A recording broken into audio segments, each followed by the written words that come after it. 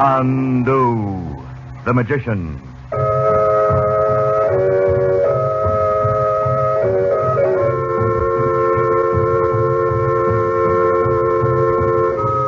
Good evening, ladies and gentlemen. The makers of White King granulated soap present for your enjoyment Chandu, the magician. Before our play begins, we would like to take a moment, and I mean just a brief moment, to say something that will help those who have clothes to wash. Our suggestion is that you use White King granulated soap. Put White King in your washing machine. If your husband happens to do heavy, dirty work, if his overalls and jumpers and work shirts have made you work and washing trouble, you'll not only like what White King does, you'll say, I love that soap. And your hands, the hands you'd like to keep young and lovely, how kind White King will be to them. The only hands you'll ever have. And listen, save White King box tops. You're going to want them for something you're going to hear about on this program. The moment is up. Now, on with Chandu, the magician.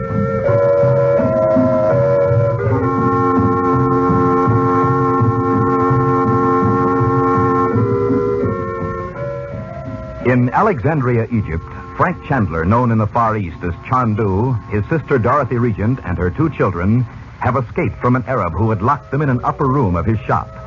But in a dark alleyway, Dorothy disappears and is presumably lost in the maze of crooked streets. The present act opens in a dimly lighted room far underground. The air is thick with smoke. Seated about on the floor are many men in Arab dress, puffing narghiles. At the far end of the room is a platform on which a group of musicians is seated. Chandu, the magician.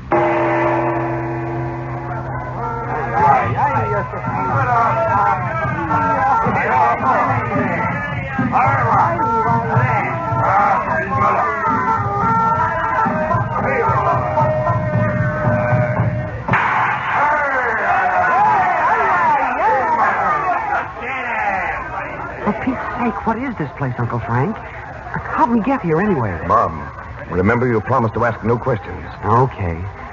I'll bet these guys sitting around here would fall on their faces if they knew who we were. Oh, to them, we're just Arabs. Boy, they'd never figure out how we got here. Now, Bob, I didn't say we came here by any occult means. Well, it seems as if it were only a minute ago that we were in Yusef's house trying to find out where Mother is. It seems so, to you. But what is the sense of time? No one knows. Sometimes a minute seems like a year. And I've known a year to pass like the shadow of a cloud. You have? Look, Uncle Frank, will you answer me just one question? If I can, without revealing secrets I'm sworn to keep. Okay. Did you see Dad over here anywhere before he was drowned? Or supposed to be? Well, I'd seen him sometime before. Why? Because Betty and I figured out that you must know what's in those drawings and things that were stolen from our house. Or why would you be so excited about getting them back? I suspect what they are. I don't know. Well, can't you tell me what you think? I won't tell anybody. I'm sorry I can't, Bob. Someday you'll understand it all, I hope. If I fail, but I can't fail. Just doesn't bear thinking of. Once we find your mother, I can get on with it.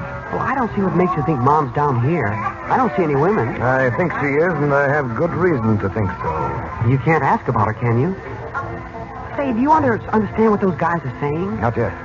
But there is one possible way, though. A way to what? To understand them. None of them seem to have the least suspicion we're not exactly what we seem. So now it's time to go further. If I succeed, you'll understand them, too, as though they spoke in English. I want you to understand them so you'll know just what to do, just in case. Just say the word and I'll do it, whatever it is. And listen, be absolutely still. Listen to the psychic summons. That weird sound we heard when... Yes. Pay no attention to what I say, but fix your mind on the sound. If I'm successful, you'll understand the man that's coming out on that platform there. You see? Yes, I think so. I'll do my best. Oh, Yogi, my teacher, far across the sea, I ask your help. By the hidden secret you have taught me, I call upon you to help me in this hour. Make clear to me and to my helper the unknown tongue spoken in I hold in my hand the emerald casket. The selling of the dancing girls will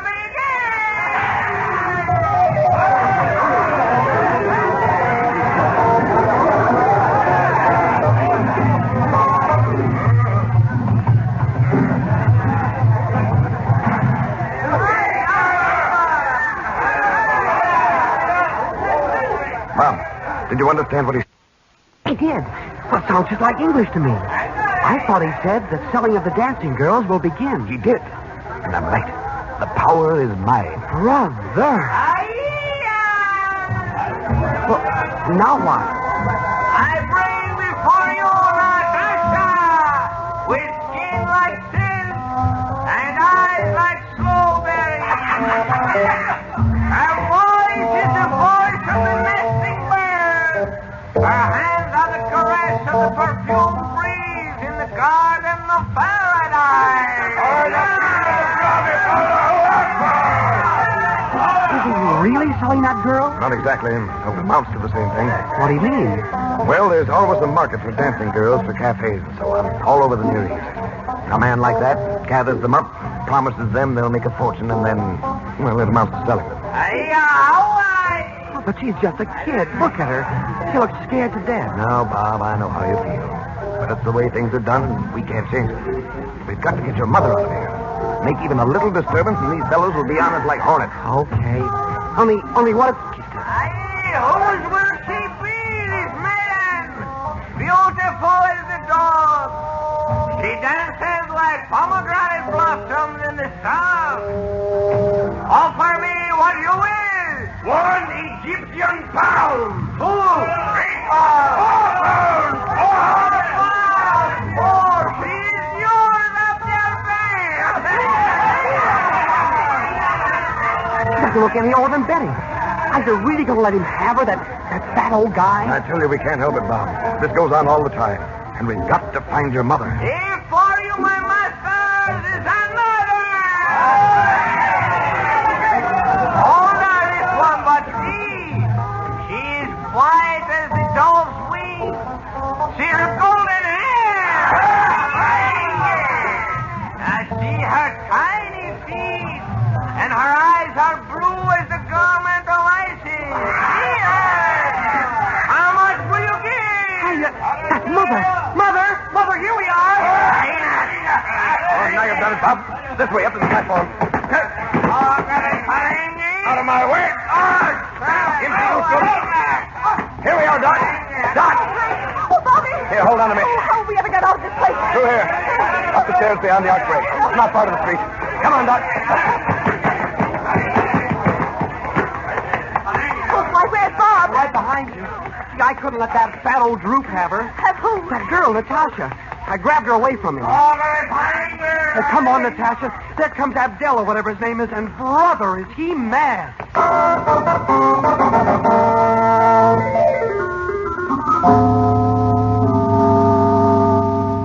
Mother, I was never so glad to see anybody in my whole life. Sit down here. Can I do anything for you? Who's that girl you brought back with you? Her name's Natasha, that's all I know. Oh, let me get these Arabian clothes off before I do another thing. Here, I'll help you. It's a good thing we put them on over our own clothes, or what would we do? Well, I hope Uncle Frank can send for our things at the hotel. I certainly don't want to wear anything I have on ever again. Poor Mother, it must have been awful. Oh, you can't imagine how dirty it was in there. Well, you surely don't think I should have left her in there, Uncle Frank. Well, not as it turned out. But it might have turned out very differently. You know that, don't you? I guess so. Uncle Frank. Just a minute, dear. Dorothy, do you feel up to telling me what happened? Yes, Frank, I'm all right now. Who was that little girl? Yes, and where is she now? Downstairs. Yusuf's wife's looking after her. She's a runaway. Well, how'd you find that out, Uncle Frank? I tried to talk to her, and she couldn't understand a word I said. Well, as it happens, I speak her language. Where's she from? She's from the Basque country in the Pyrenees. She ran away first to be a dancer in a cafe in Biarritz.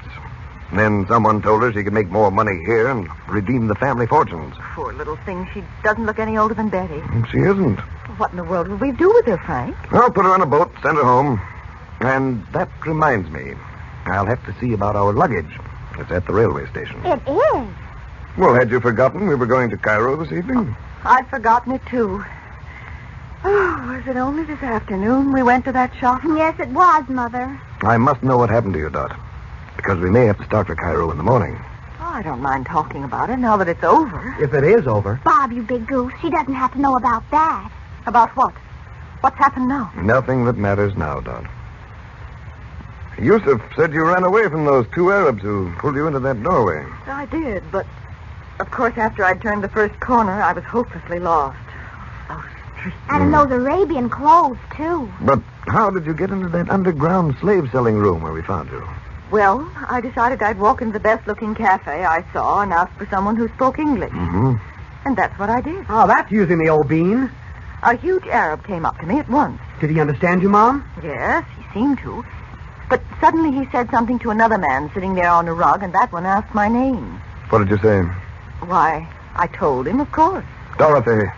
Well, I thought you'd missed me and had sent people looking for me. You spoke the name of Regent in a place like that? Why is it that ever since we've been here, the very name of Regent seems to turn people to stone? Well, did anyone ask you anything about Robert or what you were doing in Egypt? No, nobody said anything more. The man took me through a doorway and down a long flight of stairs into a room filled with girls, all sitting on the floor. Was that Natasha there? Yes. The man muttered something that sounded like a curse, and he did say Regent then. Then he growled something at the girls and went away. Frank, where are you going? I'm downstairs to speak to Yusuf for a minute. He must be back by this time. Don't be afraid, Mom. Yusuf's got men all around the house. And I don't blame you, Mother. Every time Uncle Frank turns his back, something awful seems to happen. I'm sorry. Oh, it's all right, dear. I'm just tired. Thank goodness Uncle Frank and Bob got to that place in time. Yes. Now, if I could only get a shower and some clean clothes. Frank, what is it now? You've had a bad time of it, Dorothy, but it's happened for the best after all. As if it were meant to be. Why? What do you mean? If we hadn't been delayed by all this, we'd have taken the train to Cairo. Yusuf just came back from the station. What of it, Uncle Frank? Just this. Someone set fire to the train half an hour out of Alexandria. It burned to ashes and 40 people were killed.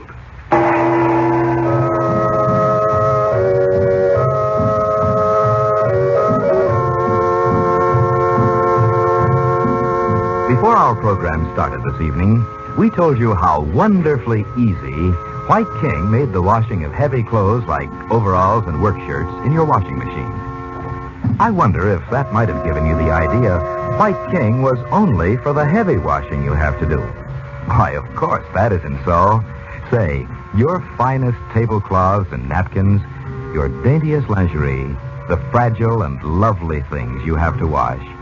White King Granulated takes care of them safely, gently, and we think as no other soap has ever done. There are reasons, of course, but aren't you kind of tired of hearing reasons all day long? Millions and millions and millions of packages of White King are sold. Each means that some lady has found this soap the one that helps her most. Listen, we say you'll like it. No, we'll say more than that. You'll love White King. Until tomorrow night, when perhaps you have tried White King. Good night.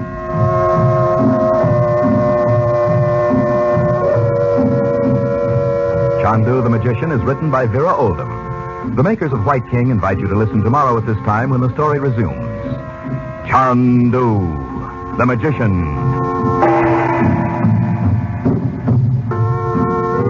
This is the Mutual Don Lee Broadcasting System.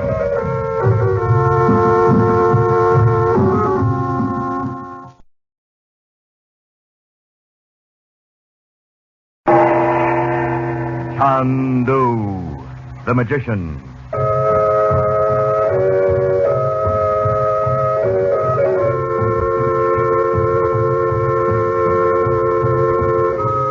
Good evening, ladies and gentlemen. The makers of White King Granulated Soap present for your enjoyment Chandu, the Magician.